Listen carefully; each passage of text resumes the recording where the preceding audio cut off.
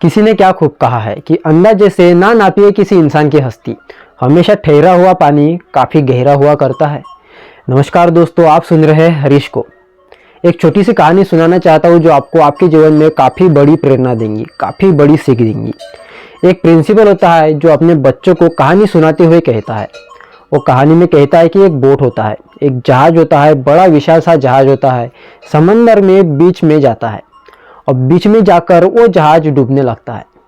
अब उसमें काफ़ी सारे लोग थे, काफ़ी सारे आदमी उसमें बैठे हुए थे। अब हर किसी को खुद को बचाने की लालसा थी, तो उसमें हर कोई लगभग पूरे के पूरे लोग बच जाते हैं।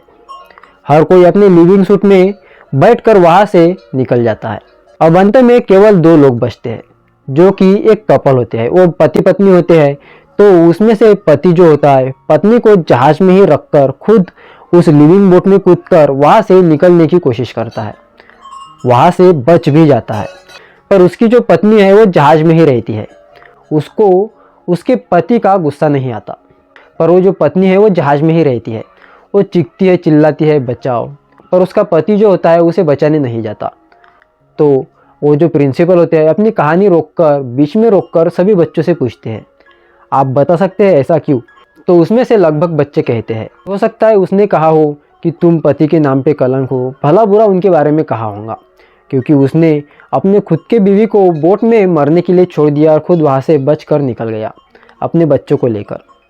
तो उसमें से एक इनोसेंट बच्चा होता है, थोड़ा समझदार लगता है। वो चुपचाप एक कोने में बैठा हुआ होता है। जब प्रिंसिपल उनके पास जाते हैं और उससे कहने लगते हैं, तो बेटा क्या तुम उस पर कुछ जवाब नहीं देना चाहते? तुम्हें क्या लगता है उस पत्नी ने अपने पति से क्या कहा होगा? तो बच्चा कहने ही वाला था तो कुछ देर शांत रहता है। शांत रहने के बाद कुछ देर बाद बोलने लगता है, और बोलने के बाद वो कहता है कि हो सकता है सर उसकी बीवी ने उससे कहा हो कि अपने बच्चों का ध्यान रखना, अपने बेटे का ध्यान रखना, और इतने में वो माँ मर चुकी होंगी। तो जो प्रिंसिपल होते हैं वो शॉक हो जाते हैं। तो प्रिंसिपल उस लड़के से कहते हैं, वाह आंसर तो सही है, पर तुमने ये कहानी इससे पहले कभी सुनी थी? वो बच्चा कहता है, नहीं सर, मैंने ये कहानी तो इससे पहले नहीं सुनी थी, पर मेरे साथ भी कुछ ऐसा ही किस्सा हुआ। सर मेरी माँ जो थी उसने मरने से पहले भी मेरे पिताजी से यही कहा था कि अपने बच्चों का ध्यान रखना। सर कहते हैं तुम्हारी बात सही है, पर कहानी अभी भी बाकी है।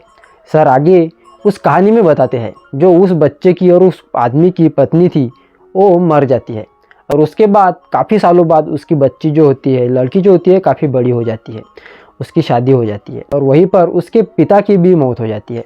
पिता के मौत के बाद वो लड़की अलमारी में जाती है, अलमारी तक जाती है और उसमें एक बुक देखती है। उसमें सबसे आखिरी के पन्ने पे वो अपने पिताजी की एक नोट देखती है।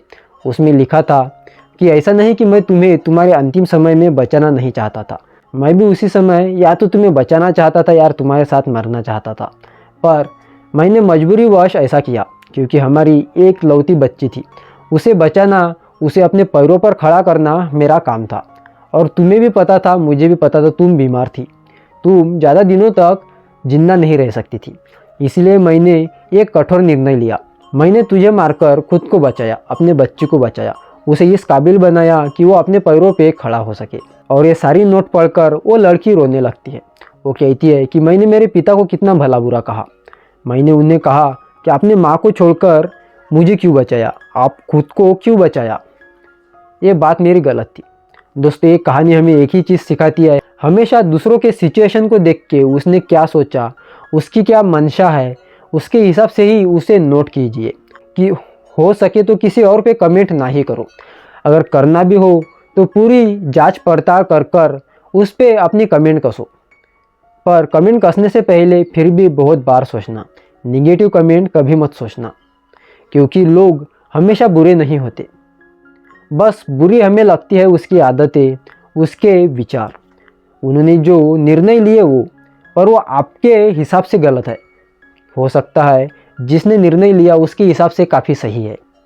दोस्तों आपको क्या लगता है हमें कमेंट करके ज़रूर बताइए। ऐसे वीडियोस देखने के लिए चैनल को सब्सक्राइब जरूर करें, और हमेशा की तरह इस बार भी आपसे वही कहूँगा कि अपनों के आशीर्वाद के साथ, भगवान की कृपा के साथ और अपने मेहनत के साथ ऐसा करो काम कि सुनहरे अक्षरों में लिखा जाए आपका नाम। राधे राधे।